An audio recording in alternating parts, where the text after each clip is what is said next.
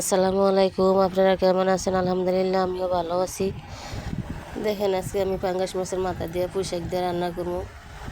যেহেতু আমার বাজার আজকে কিছুই নাই আর করও নাই, কারণ যেহেতু আমরা শহরে থাকি ওইভাবে বুঝাও নিয়ে বাজার করতে হয়, সবসময় বাজার করা যায় না।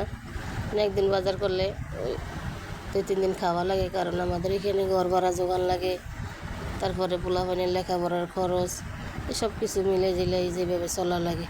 কারণ আমরা শহরে খাওয়ার না খাওয়াই ঘর ভাড়া তো দিতেই হইব, এটা কোনো জায়গায় কোনো দিন মিস হইব না। যাতে আমরা শহরে থাকি ওইভাবেই চলাফেরা করতে হয়, আমি ওইভাবেই চলাফেরা করি। কারণ আমি অত একটা যে পাইলে যে একলগে সব খামো না ভাই, আমি খুব হিসাব করে চলি।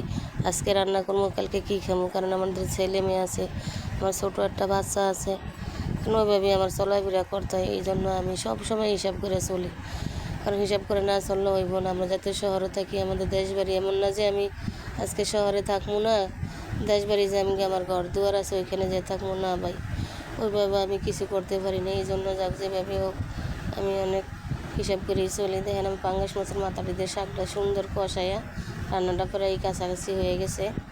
আমি সুন্দর করেই রান্না করতে আসি, যেহেতু আমার একটা তরকারি আমি রান্না করবো, একটা তরকারি দিয়ে খাওয়া লাগবো আমার।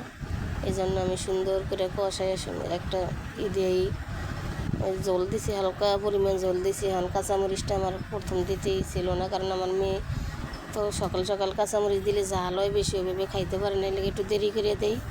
যেহেতু রান্নাটা শেষ হয়ে আসে তখন কাঁচামরিচটা দিয়ে দিছি। এই জন্য এই যে দেখেন, কারণ আমার মনে হয় যারা শহরে থাকে তারা সবাই এভাবে হিসাব করে চললে আর অতটা হয় না, তারপরও এইভাবে হিসাব করে চলা লাগে। কারণ আমরা যাতে শহরে থাকি, আমরা সবসময় বাজার করতে পারি না, কারণ আমাদের স্বামীগুলোকে করলে হইব না। ওরা বাজার করে কামাই করবো, তারপরে না বাজার করে আনবো, কামাই না করলে বাজার করবো, কারণ ওইভাবে করতে লাগে না।